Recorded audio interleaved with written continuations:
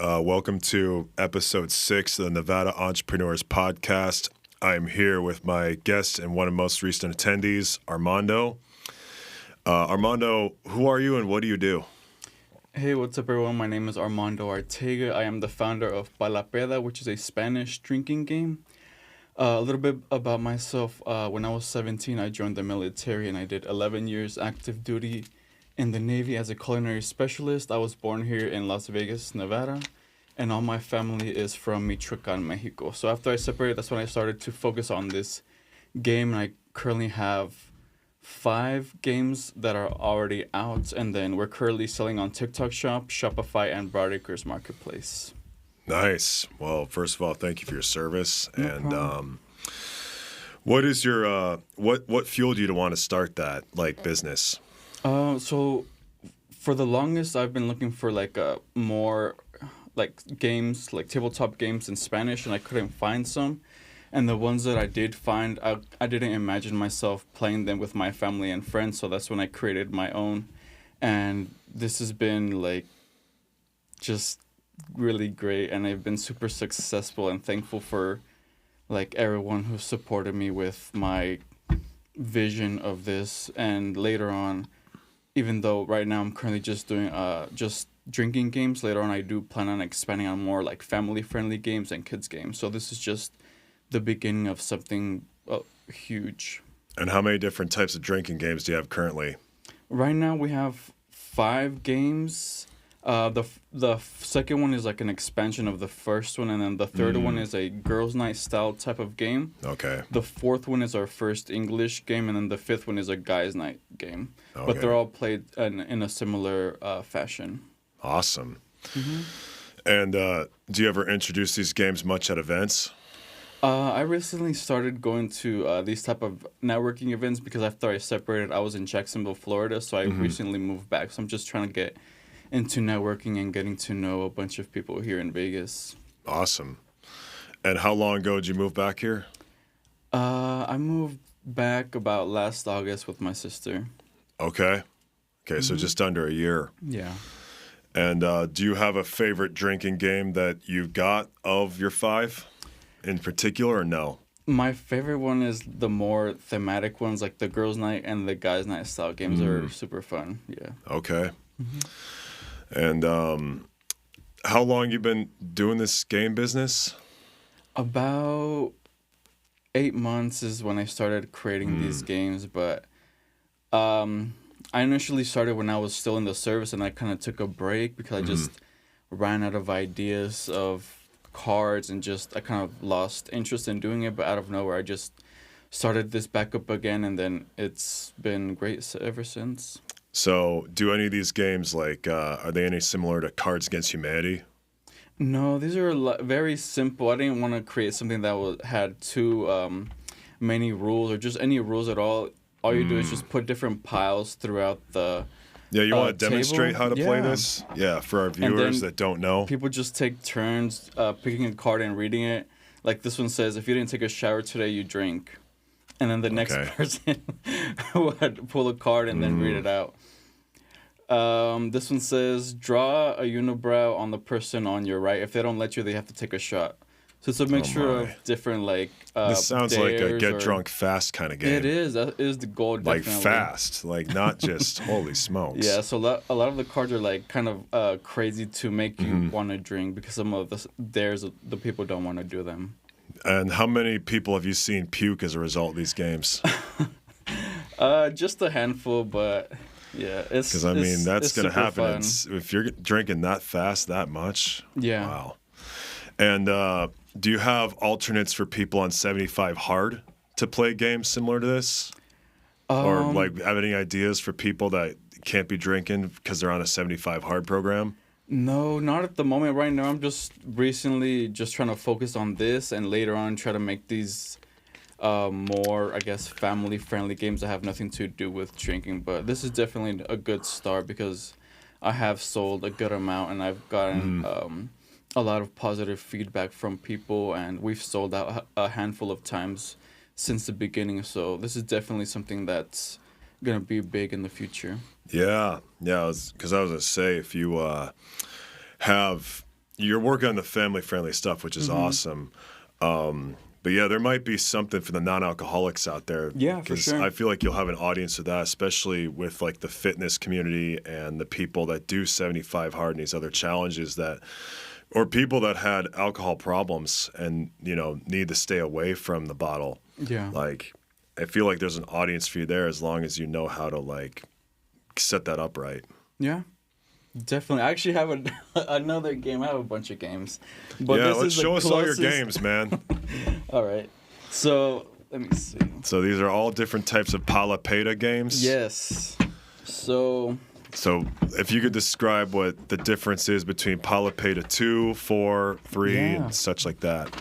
So, this is the beginning, Pa La Peda. This is the beginning to just something huge. Pa La Peda 2, Más Pedos is our second, is pretty much just an expansion of our first one.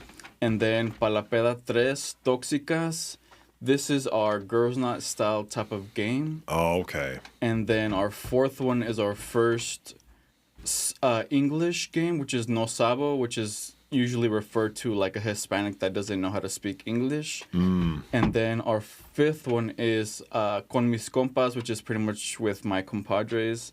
So this is our guys' night style game.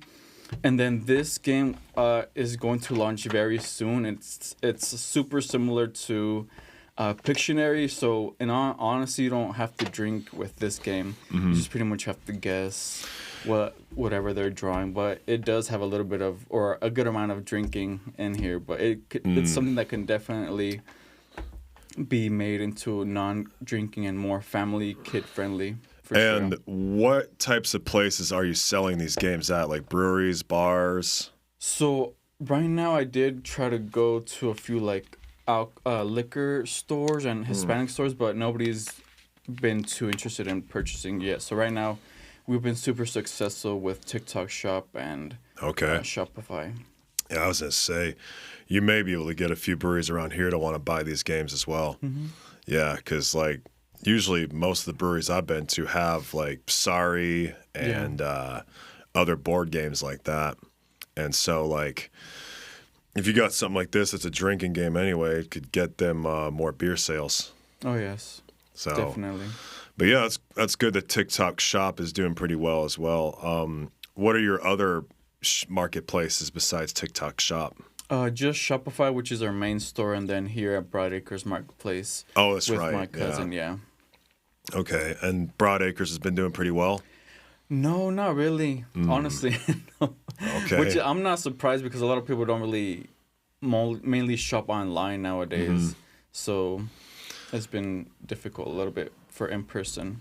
Yeah, no, I totally get that. So you got girls' night, guys' night, expansion of this one, and then you said this one was the one the English yes. No English, and then I'm trying to remember which one this one was. It's similar to Pictionary. Pictionary? That's the closest I could give an example of.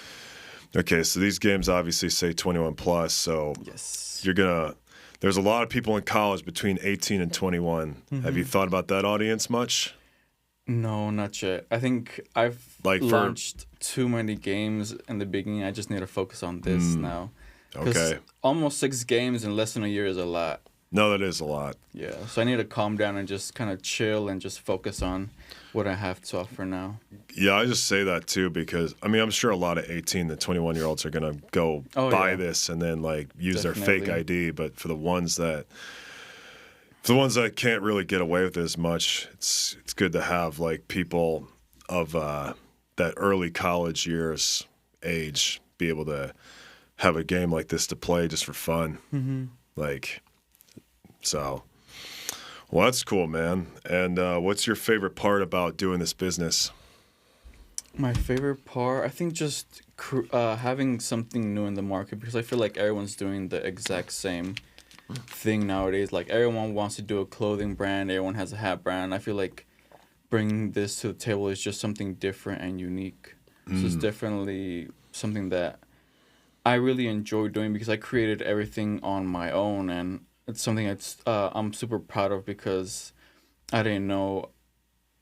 Just learning about a business, it's super interesting because of how it's manufactured and just the whole process.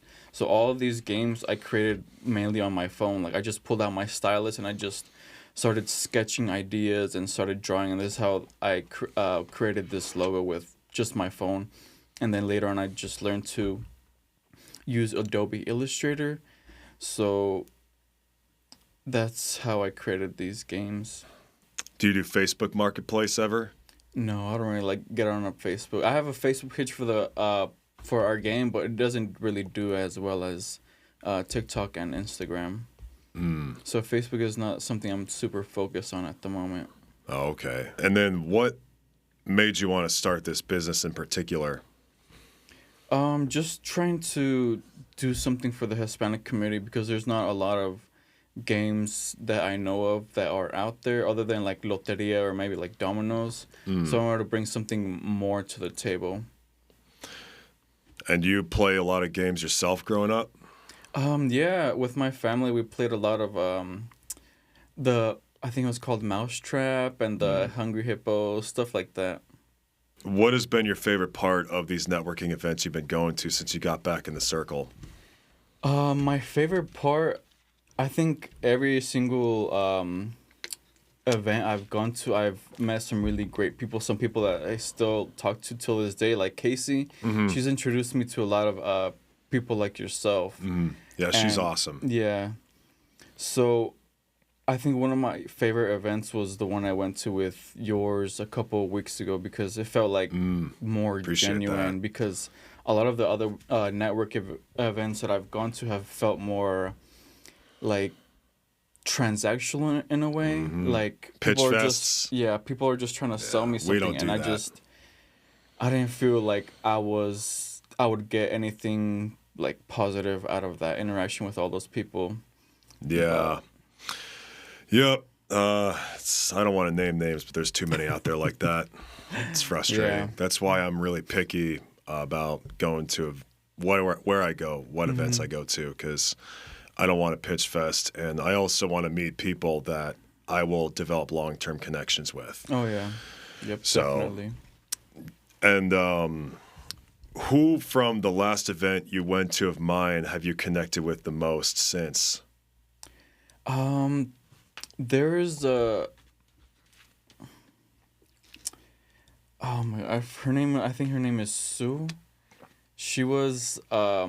She invited me to an event. Oh yeah, Sue, she's awesome. Yeah, I think one day we're gonna meet up, and she's gonna help me with just branding, marketing, and trying to get my game my name on another level. So definitely with her. Great. No, that's awesome, man. Yeah, that was a nice space. That mortgage office we use like once a month.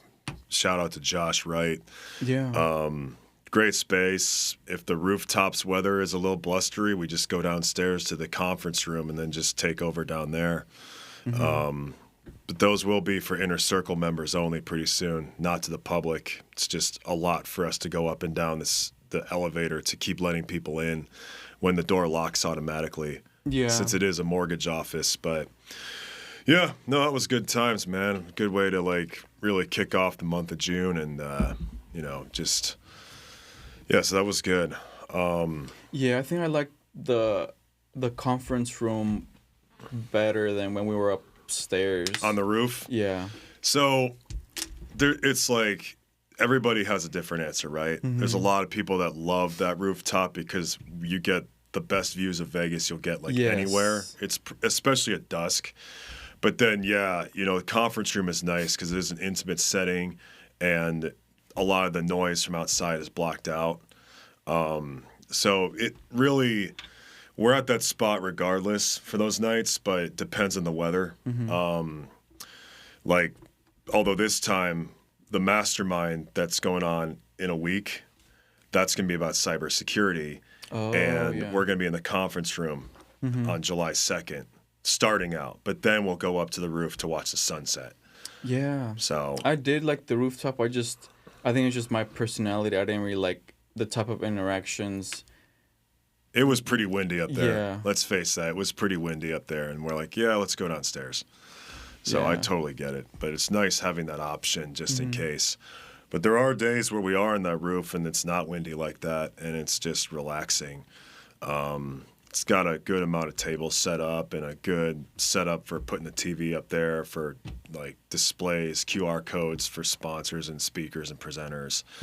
So it's really just about like what you like and also how the weather is holding up, because we can't control that, obviously. Yeah. So what's the event tomorrow that's going on? So tomorrow is the Mental Health Awareness Night event, and it's happening at Nevada Brewworks in the Arts District. Like that's the more like bigger space events. Those will still be public when the Inner Circle membership launches, but yes, those are like bigger capacity spaces in the Arts District, because the rooftop only can fit like half as many people. So we're going to be, you know where the Arts District is, right? You're pretty familiar? Yes. So Main Street, right by the Huddle Brewery and the Soul Belly Barbecue, that is where we'll be at Nevada Brewworks, right on that street corner, out in that patio. Misters will be going. Later start time because of weather. Temperatures, although this week there's not really a heat wave this week. I thought there would be, so I'm like, well, let's just keep it 7 to 10 anyway. So that's what's going on over there, and it's like mental health night where we gather in support of people that are struggling through different types of mental health problems. One of the speakers is a Las Vegas Metro cop who almost took his life. The other speaker is a relationship expert who is like, she does marriage counseling. And then it's myself and Damien from Freedom Bear Coffee headlining that, speaking about the QRF Up organization, which means Quick Reaction Force.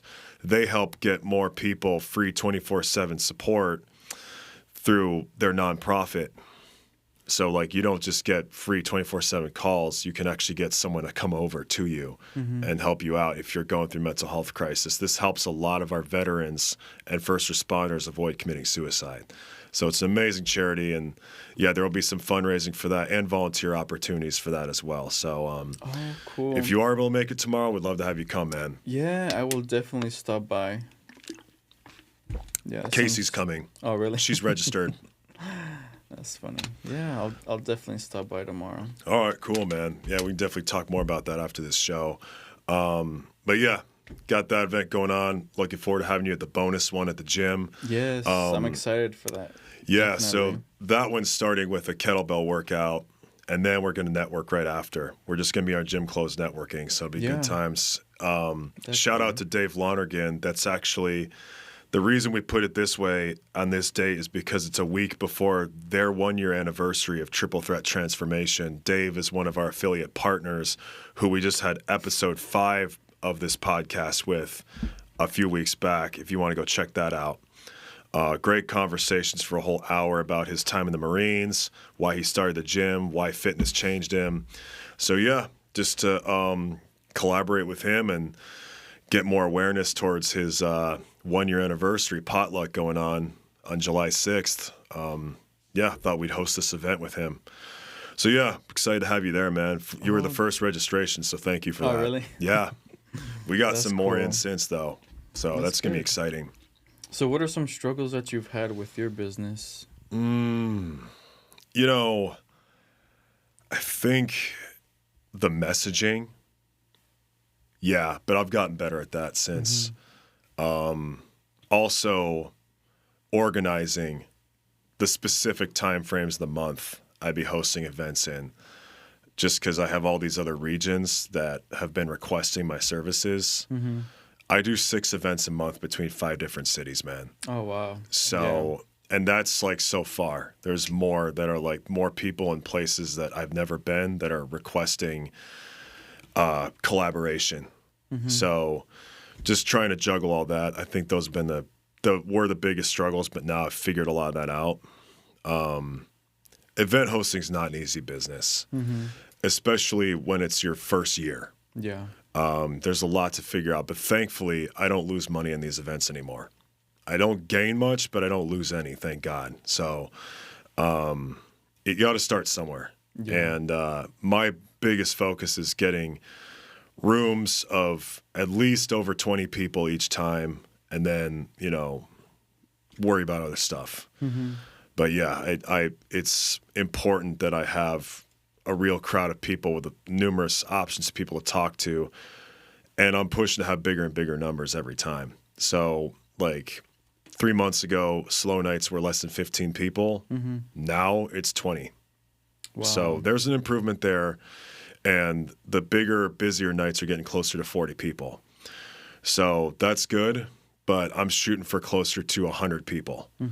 And there's going to be times where people are saying to me, like some have already, I want to be in a smaller room. Can you do a more intimate event? Because not everybody likes being around loads of people like that. I get it. Yeah. That's going to be what the inner circle events are for as well. The smaller, more intimate crowds are going to be all masterminds starting in October. So for those of you that don't know, we are going to be inner circle only starting in October. Not for all events, just for the rooftop events we were talking about earlier. Because it would just be easier for both Josh and I. Plus, more serious, more intimate, mastermind type of events like the cybersecurity one I told you about. It's one of the last few public events we've got going on for that space. So just big changes coming, and they're going to be announced on Instagram pretty soon too. So, but yeah, there's going to be a crowd that wants, no more than 25 people in a room. And there's going to be crowds that are like, you know what? I like to see all these people, 100 people. Yeah, let's see how many I can talk to. That's a lot of potential clientele. That's how they look at it. Yeah. I look at it as just like what Trev has said with the studio, we're a connection hub. So we're a connection hub as far as events around the Arts District in Henderson. And it's important to, not focus so much on profits, but focus on turnout of people because you want to be impacting people. I don't think about a minimum financial goal. I think about a minimum attendance goal because with that, we'll bring in other interested people because nobody wants to go to an event that only has 5 people, consistently. They want to go if it has 20 or more because if they see that, there's a decent amount of people I could talk to, that's what they're investing in when they pay for that, $35 full price ticket. They're investing in, I'm around people that are in a community that is not filled with freeloaders, fakes, and flakes. Because the free events I've gone to have had a lot of that. Yeah. People that I don't really care to associate with again, people that I forgot about, people that are not serious. I've built longer-term connections out of events where I've had to pay to go every time. And I don't go ask them, does that include food and drinks? If it doesn't say that on the ticket, it's not included, dude. I specify that when we have the events at the mortgage office. It says food and drinks included because there's no bar there. But when it's at the Nevada Brew Works, no, please support their business. They are leaving us space. There's drinks, there's great food that you can buy off of them. And I don't raise the tickets too high because first of all, I want people coming in. And also it's I know that you're going to be running a tab of however much. Imagine if I did say food and drink is included in a $29 ticket and then everybody's average is $40. Yeah. That hurts me. Yep. That's why I don't do that unless it's the rooftop events. So just for any of you that are hosting events, be careful when you specify that. It's a nice thing to do, but just think about people don't really check how much is being spent on the tab, and they're not really considering how much that could hurt the event host. If, like I said, your ticket's $29 and then your average for just about everybody is $40, that hurts. So, but yeah, Nevada Brew Works, we're going to be there tomorrow, and great spot. That's where we did our first one with Nevada Entrepreneurs back in September. And that'll actually be exactly 9 months from the date that did the first one because that was September 24th and tomorrow's June 24th. So, yeah, that's what people can expect tomorrow. Just have a good time. So how do you go about hosting events, or how would I be able to host an event with my drinking game? How do you contact or how do you even approach them? So I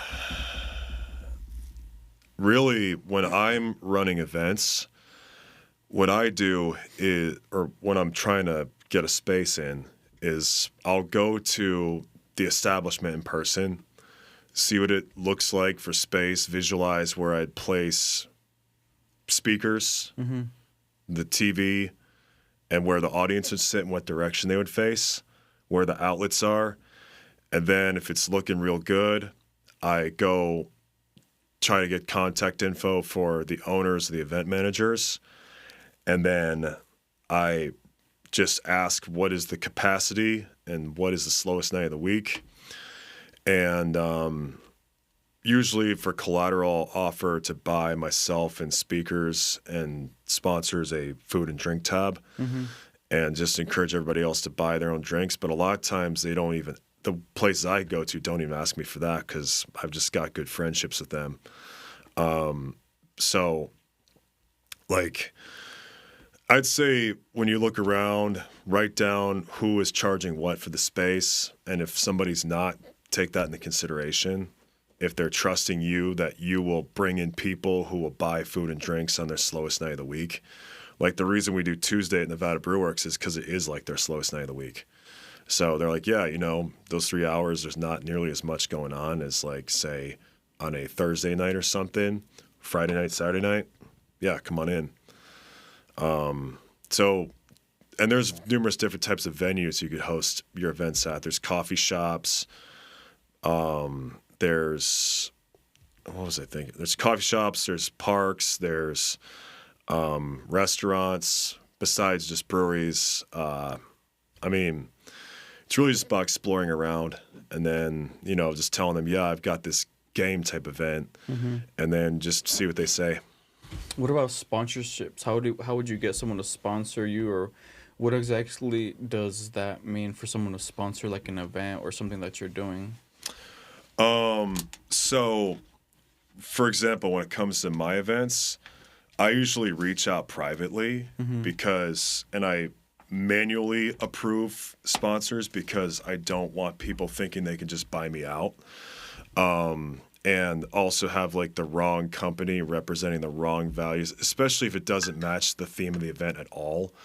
Like I don't want, for example, you know, some kind of like, for example, if it's a military and first responder appreciation night, I don't want it to be like the total opposite of what they represent, right? So usually it's not hard to find a sponsor that I can approve of. But there's like been some people I've met, I don't want to name names on here, but some people I've met where I'm like, you're not a good fit.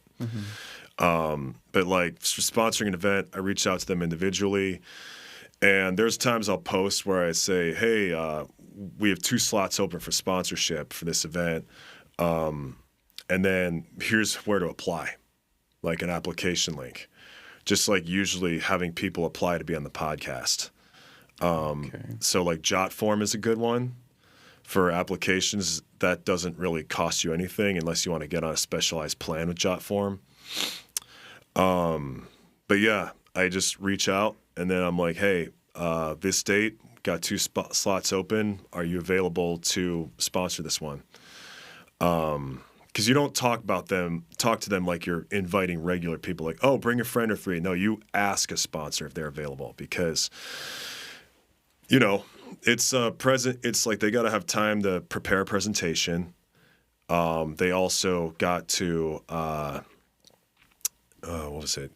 They also need to like come up with the budgeting, depending on how much you're charging. Like I try to make it reasonable, $300 for tier 1, $500 for tier 2. And that includes some extra things. So like, for example, tier 1, bring 2 guests free. And you get a up to 10-minute presentation. And I have a QR code for you that people can scan during the presentation. Also collaboration invite with the post when I post promoting you. And what's the other thing I was going to say? So collaboration invite. Oh, and then of course I'm asking you for a headshot, bio, and a company logo to put on that promo post before I invite you to collaborate on the post. Now it's our followers and your followers who can see the post like, oh, wow, this guy's going to be sponsoring this event. He's going to be presenting. Oh, I should come support him. So that could sell a few more tickets, but really what it's about is getting you more exposure. Like, never mind the tickets part. Like, exposure is what's important for a sponsor. So I try to make sure I'm really giving them exposure and that's just tier 1. Tier 2 includes an appearance on the Nevada Entrepreneurs podcast, where I would be doing the editing also and things like that, along with all those benefits I mentioned for tier 1. And you get 5 more minutes to speak. So I typically only allow 3 to 4 sponsors per event because of the amount of guest speakers that are just going to be adding value, not promoting their business. Because that's what sponsorship really is. You're promoting your business. But when you have guest speakers like Nelly tomorrow, she's not going to be promoting her business. She's booked up anyway. She's going to be promoting or talking about how to heal broken relationships, like why the divorce rate is so high and what we can do to fix that. So that's like an example of that. And then also, for a lot of you guys that don't know, we do stage fright challenges for up to 15 minutes. Call up random audience members that are clearly terrified to speak. And what I'll do after their speech is I'll either airdrop, text, or email, depending on type of phone they have, the speech to their phone. And then they can use it for content to put as their own custom reels with editing and things like that. Edit it however they want. And just had some events last week where I airdrop their video and I'm like, go ahead, edit it however you want, put it on your social media page. That's like free extra content for them. Yeah. So that's what comes out of these events. So sponsors start, then it's stage fright, then it's the guest speakers about the theme of the event. It has to relate to the theme of the event. For me, it does, at least. So, yeah, man, if you wanted to sponsor an event, we could talk about that, dude. Yeah. Like down the road and promote these games more. And, yeah, you just let me know how you're feeling about that because there's limited spots available. Yeah. Yeah, one day I would like to host my own event at like some type of bar or restaurant, but I'm just trying to figure out how to even start or how to go about it. I'll give you one idea. If you try Horse Trailer Hideout, they will start charging, but not just for space. It's actually $150, which is a tea and water cart. It's like a form of collateral for using the space. So that's like one of the lower end price options, and they're very reasonable with what they charge for that. So I would say start out with them. They love this kind of shit, and they actually have a game room anyway. Yeah. So talk to Horse Trailer Hideout. I could even tell my friend Marissa, who owns the place, about what you're talking about with me. And then her and the events manager could give you a lowdown of like, you know, how it all works out. But yeah, you know, we could talk about some help with promoting your event too. Yeah. Yeah, no problem, dude. So yeah, that'd be cool, man. What kind of ideas have you thought about for this type of game event? I think the hardest thing is just getting my name and the game out there because I don't have a huge following, so that's also kind of an issue with getting my game out and people knowing what I do and what this game is. Do you ever boost posts? I do. Because that's usually how the followers grow in Nevada Entrepreneurs. Now, there's 3 types, of course. It's like one is for following and brand awareness, and then the other one is to get people to click the link of the event link, and then the other one is like for more messaging related stuff. Yeah. So which one do you use the most of boosting posts? I think just the one to gain followers. Okay. Yeah, you just gotta be patient with that. And 2, you should be messaging every new follower. Follow up with every single one and do it quick. Like, do it within less than 24 hours of them following you. Because then they'll be like, oh, okay, this guy actually responds. Yeah. And that'll show a lot about you. So that's typically what I do when I'm inviting people out is less than 24 hours after they follow, I address them by name and then let them know about the event and just say, bring a friend or 3.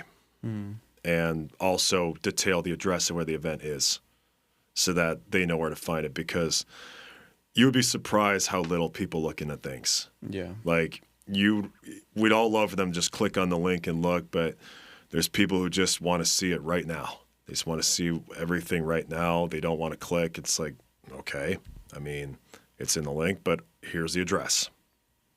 So you got to just be prepared for that. What would be the larger goal of your game event?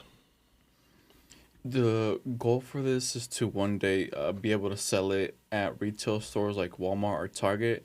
And another goal is having this sold in different Hispanic or Spanish-speaking countries. And I think I know I'm going to achieve it because I've been super successful in the first couple months. I've already sold about 6,000 games in like 7 months. So I think that's a lot. I think that's pretty good. Super successful for a startup. Yeah. Yeah, well, you will want to do a tour of those Spanish-speaking countries. Oh, yes. Because a lot of people are going to want to meet you in person, man. Yeah. Before they trust you to share your stuff with other people. Oh, yeah, I met Armando over in Cancun, whatever. Yeah, I know all these people in the peninsula that I can, get interested in Armando's games because they look awesome, man. You just now... You're going to have to do some travel, man. You have to do some budgeting, save up for some travel to do that, because you can do a lot of promotion online, but it's a lot better if you can be there in person too. So, no, that's cool, man. Are there any closing statements or lessons you want to share with anybody? Lessons, there's a lot of mistakes I made from the beginning. I was just super excited to launch a game. I didn't think about doing any form of like spell check or just making have anybody else look at this game. So there's a lot of mistakes I made in the beginning, and a lot of people had issues with the games because of the spelling or just minor things. But even though you're super excited about launching a game, make sure some other people look at it to make sure it's good and there's like no issues with anything. But yeah, I think doing something for the money, I don't think it's going to bring you success, because in the beginning you're not making any money. Right now I'm not making any money. Even though I've sold a large amount of games, I use all that money to reinvest it and be able to purchase more games and create new games. So this is a pretty slow process, but it is going to be that's something that's rewarding in the future. Scaling first, profit last. Yeah. That's really what it is. Yeah. Scale first, then you profit. I mean, hell, like I told you earlier, thank God I'm not losing money, but I'm not gaining much either. True. And, it's fine. I've got other work I do anyway. But, yeah, like I said, the bigger focus is just on filling up the rooms more and more. And this stuff does take time, but there's progress being made.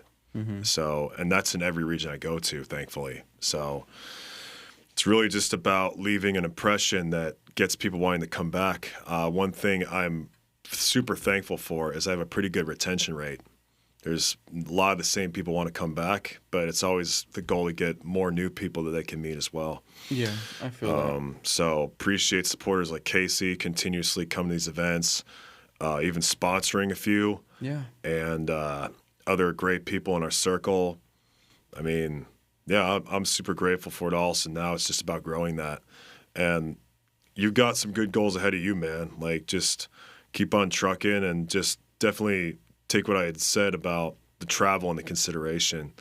Because if you want to really launch those other countries, you're going to want to shake hands. Yeah. With a lot of people in Mexico, Costa Rica, wherever you're trying to go.